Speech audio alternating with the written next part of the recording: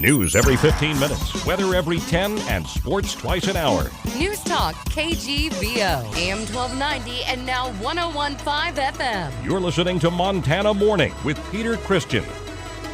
The grandmother of an injured child speaks out. Good morning, everyone. It's Montana Morning. It's Monday, November 3rd, 2014. Right now, we do have 35 degrees under a cloudy sky in Missoula. This portion of Montana Morning sponsored by Kootenai Creek Village. They're the maintenance-free active adult community in Stevensville. Call 777-5387.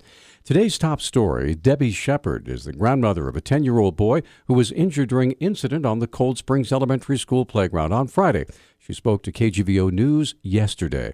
Shepard said she took her grandson, Braden, a special needs student, to Community Medical Center herself after receiving a call informing her that an incident had occurred on the playground and that he had been injured. I took Braden to the hospital of my own free will because if he had a bloody nose and he fell backward, in my opinion, the school should have done more than clean him up and call me. They should have called for an ambulance or someone to come to the school. Shepard said she and the child's mother informed Missoula police about the incident. The school did not call the police, we did. And the reason I called them is because of Braden being a special needs child and having been in the same class. We've had problems before with Braden's behaviors and the discipline styles and methods that they use. If Braden were to charge, as the teacher has put it, or hit any adult or student, that we would call law enforcement and he would be ticketed. Shepard said after being examined at Community Medical Center, Braden was taken by helicopter to Sacred Heart Medical Center in Spokane, where Shepard said he was diagnosed with a concussion.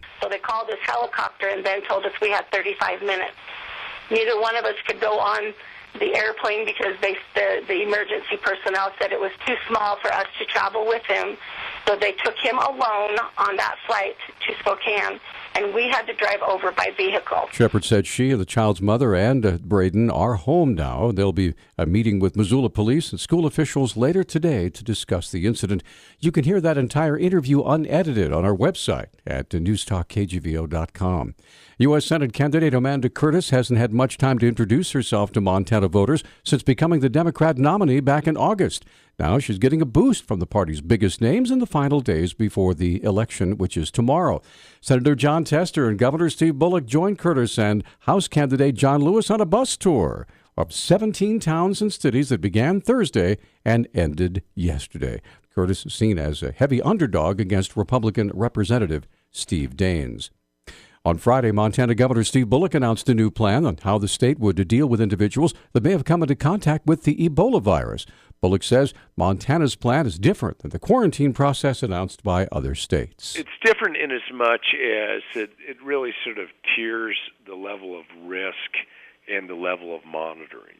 So, a higher risk individual that we would end up having folks going to their house, checking on them, asking things of them, and it's literally a couple times a day sort of procedure. Before symptoms show, individuals that are considered to be high risk will have multiple checkups every day. When asked who would perform those checkups, Bullock said it would be local health officials. One of the good things about being in a state like Montana is we certainly don't think that, the populations that we'd be working with are very, very small. But by the same token, then, to the extent that someone is going to the house, it would be a local health official. And we're in direct coordination from the state level to the locals and have had discussions with them about this. Bullock also announced the construction of a command team to deal with Ebola preparation and response.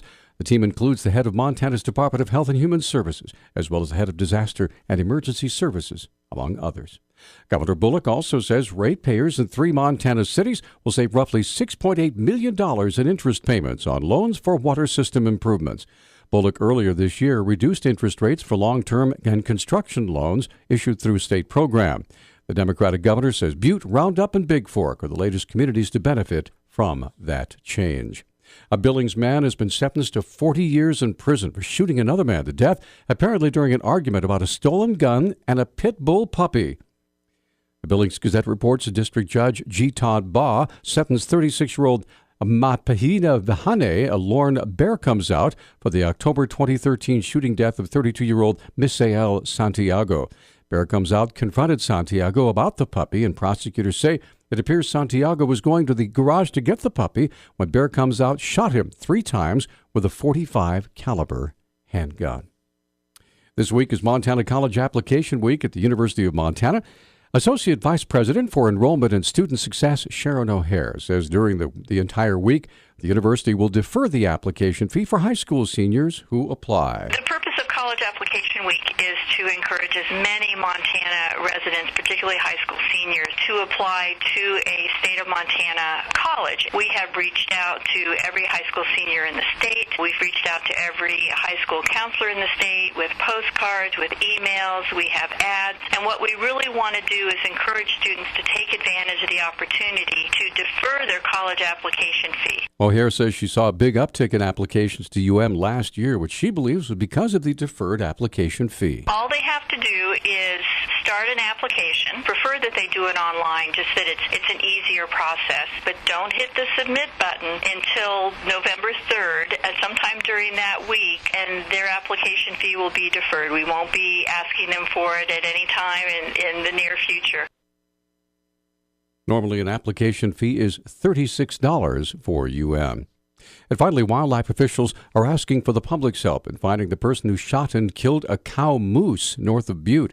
Game wardens with Fish, Wildlife, and Parks say the dead moose was found near Maney Lake in the Elk Park area. On Wednesday, it had been shot in the chest, and its carcass had been left to rot.